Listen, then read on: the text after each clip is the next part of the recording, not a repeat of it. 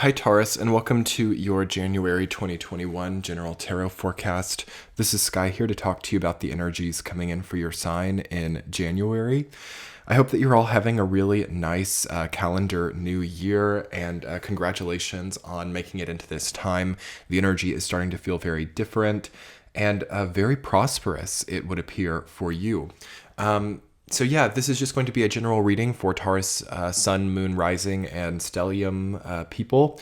And I will kind of talk a little bit about the intuitive energies I'm feeling, and then I will go into the week-to-week portion of the reading. So intuitively, Taurus, I feel like there's a bit of procrastination, or I feel like there is a resistance to getting something done that is laid out in front of you. So definitely starting to take a new look at your routine, starting to take a new look at whether you're living in the real world is an essential component to getting into this thriving oriented mindset that is definitely coming in. So now is a time, Taurus, where you can get up to scratch with where you're at, where you can update your reality, you can update your surroundings, you can renovate or decide now what you're going to focus your resources toward. That's what this, especially beginning phase of January, feels like for Taurus, is a refocus of resources. So maybe deciding to spend your money differently, deciding to spend your time differently, deciding to start focusing on things you enjoy more. And you have a really amazing opportunity actually to get some things off of your plate. This has been on the table for you for about 4 or 5 months now. And by around March of 2021, you want that to be totally taken care of so you can start focusing more on what is on your plate instead of the decision-making process around what should or should not be on your plate. I feel like there's too many things on the plate of some Tauruses. I felt frustration in your energy. I felt a bit of conflict. I felt an indecisiveness and an overfocus on strategy instead of actions taken. So it is an action-oriented month for you, especially in Capricorn season. But by Aquarius season, things are feeling much nicer. I mean, if you see the second half of the reading, it's really positive. I mean, even the second, third, and fourth weeks all look really positive, but there's just a lot of things coming up. So maybe you have more on your plate than you've had in a long time. You have a lot more to review. You actually have substance. You actually have things worth fighting for, it seems like. And amongst all of those things, there's a new introduction. You have Ace of Cups coming up. So perhaps a new love comes into your life, a new relationship, new emotional energy for sure, and new emotional demands too. That seems really important for Taurus in January, is thinking about what their emotions are demanding and what emotions you need to be having throughout a day. Is it okay to just work and to just eat and to just repeat this over and over again? Is it okay to live this single lifestyle? Is it okay to find so much stillness now? There's a philosophical overtone to the life of a Taurus that comes under scrutiny in the month of January, and it only gives you good results, but it can feel a little bit turmoil ridden in the beginning. So let's talk about it, Taurus. Let's go through the week to week and we'll see what else is coming up. So the first week of January is where the magic happens, actually. The first week of January is where you can really get still with Seven of Cups rooted down by the Hanged Man reversed. You can really get still and postulate. You can consider, you can think about, okay, this is on the horizon here, that's on the horizon there. You can really think things over and get very cognitive in your approach. I'm not sure that for the rest of this year of 2021, you're going to have that same chance. So setting time aside in the first week of January to think as much about things as you want, to consider all of your avenues, to consider all of your resources and how they're working for or against you, people in your life, relationships. A moment of stillness is vital for you in that week. And to me, the way that your energy feels intuitively is like this has kind of been maybe happening for you a lot. Maybe even ever since we were spending more time at home in 2020. Maybe ever since then, you've been thinking and postulating a lot more and having a lot more time to think of the future and the horizon. More like Two of Wands. Well, Two of Wands can very easily become Seven of Cups, all right? If we spend too much time out of action and out of implementation and just within cognitive sort of conceptual creation, it can very quickly become Seven of Cups. And that is what is happening in the first week. You're going to have kind of this aha moment where you say, okay, this isn't so much about left or right. This isn't so much about taking this way to work or that way to work. This isn't so much about having this internet provider or that internet provider. It's about what all those things are getting me. Where am I actually working? What role does the internet play in my life? It needs to change to that. So it's not about how you get there. It's about what you're moving toward. Getting less myopic while not getting stuck in an overbroad perspective is the balance for you there. And by the second week of January, 10 of Pentacles rooted down by 8 of Wands shows you a lot of prosperity. Okay, you've made some really good decisions. You seem to have been very careful and very cautious and very, formulaic in how you're receiving prosperity in your life. And that is paying you back. The issue is that it's like almost too perfect, or it's like it's almost too right or correct, to the point that it supports this new type of control mechanism in your life where you're maybe micromanaging. So micromanaging is coming up in January, especially in Capricorn season. Aquarius energy. Okay, so the micromanaging was quite good with Jupiter, Saturn, and Pluto in Capricorn. Though as Jupiter and Saturn move to Aquarius, things get a little bit, carnivalistic. It's not so managed. It's not so controlled, though it is fixed nonetheless. So it's kind of like, if you can imagine that perfect complexion that some people have and what they do to achieve that perfect complexion. For some people, usually people who have the best complexions are not trying that hard, but they're also not ignoring their complexion. So people with those 10-step skincare routines are usually, while they may have a very nice complexion, it is too much effort, and it creates a dynamic of feeling that naturally something is amiss, therefore things start to seem amiss. So my point being with all of this is that it seems that the Taurian mentality right now is to maybe do the 10-step skincare routine, or to micromanage their budget to a really extreme degree, kind of Virgo energy coming up here.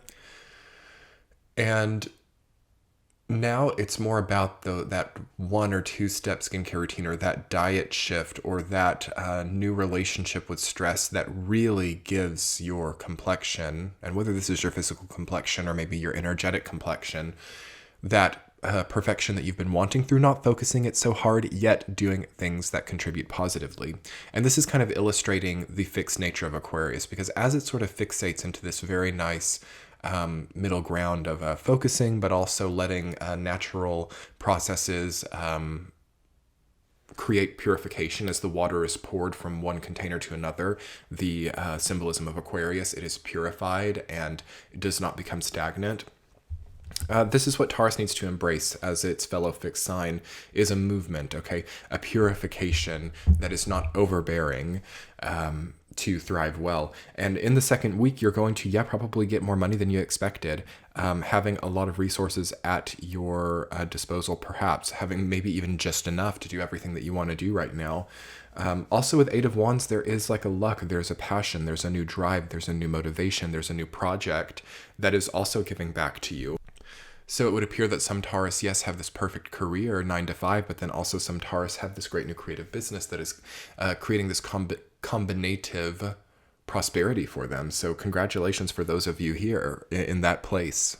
And as you move into the third week with Ace of Cups rooted down by Wheel of Fortune, it feels for those of you who are like single that you can really possibly encounter a soulmate during that time, or you can really get a very nice unexpected surprise. It's also kind of like the energy of an unexpected surprise for many Taurus people in January. You've got a few things, 8 of Wands, Wheel of Fortune coming up. So it's kind of like you're just maybe finally flooded with something that you've needed, flooded with the right physicality as well, like having the right nutrients, having the right consistency, the right alchemy to manifest that new love into your life. So new love is very possible in the third week. For those of you who are in relationships, you can really start to get to know the person that you're with and start to maybe even see a positive trait that you had not recognized before with people that you are in relationships with. Even family members can suddenly come to your aid, or you can see positive traits that you didn't know that people had. Okay, that's really important, Taurus. I got major chills. I think this is the most important aspect of this reading, is that the third week of January can show you a positive trait that you didn't see before. This could be in yourself too, one of your own positive traits that you hadn't noticed about yourself. Even an ex or somebody from your past or something like that, you might see a positive trait and be like, wow, I never really saw that that was actually a very desirable trait because now I can't find that in anybody else. I see that as a dialogue for some Taurus. It's not really about reaching back out to exes. It's not really about forming that again. It's about the click. It's about the revelation, the aha moment, and knowing what you do need in your life and seeing how sometimes in life we also reject things without realizing their value. We do focus a lot on errors or things that are wrong. And as we move through life's existential quandaries, we over time also see the positives that we could not see before either. So fourth week, you have 7 of Pentacles rooted down by 3 of Pentacles. Very earthy. Again, what is at your disposal? What are you holding on to? What are you looking at? So many of these cards in this reading are about admiring something. 7 of Cups, the Hanged Man, 3 of Pentacles, 7 of Pentacles, 10 of Pentacles even. They're all kind of looking at a summation or collective progress. So really, Taurus, January of 2021, almost in like true New Year fashion. It's not like this for a lot of the other signs, but it is for you. In true New Year fashion, you are coming to a point of altitude that you've not been to before, where your view of the trek that you've been on is most apparent now. For those of you who hike very into high altitudes, you would know what I'm talking about, where the place that you were at maybe a few miles ago, when you see it from that distance, it looks so small and it looks so like, how did you get here? How did this happen? How did this distance get moved? Perspective is much more cumulative at this point. It's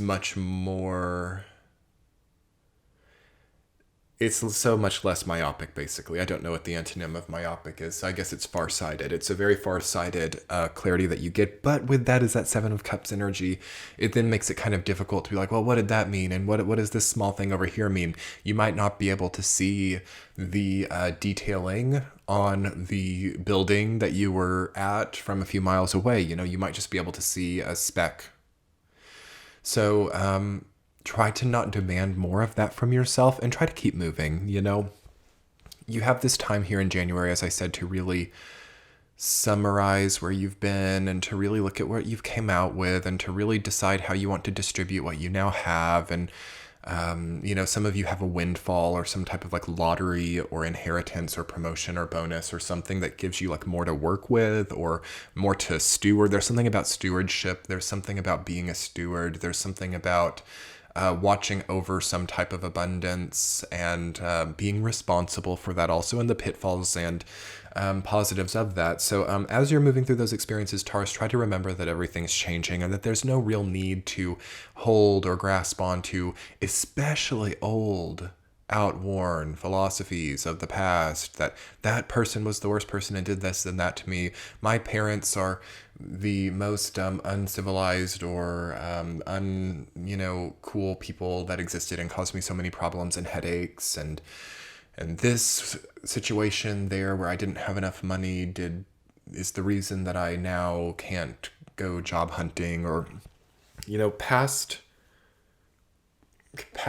convincing that we do when we convince ourselves that because of a past experience that we have this certain reality is very controlling. Okay, very controlling of the self and very also eclipsing of potential. So try to get out of these old, ancient, outworn mechanisms of control of the self and just see the horizon, move into it, do what you want to do, have fun with it. Anyway, Taurus, we're going to do an extended reading on Patreon. I do extended readings every month on Patreon. I do weekly forecasts over there. Just for the one subscription fee, you can get all the extended readings and weekly forecasts. So that will be linked in the center of the screen now, as well as in the description box below. As always, your likes, comments, and subscribes here on YouTube make my day. Comment below and let me know how it resonated for you. And let's jump over to Patreon for your extended now. Much love, Taurus. Bye.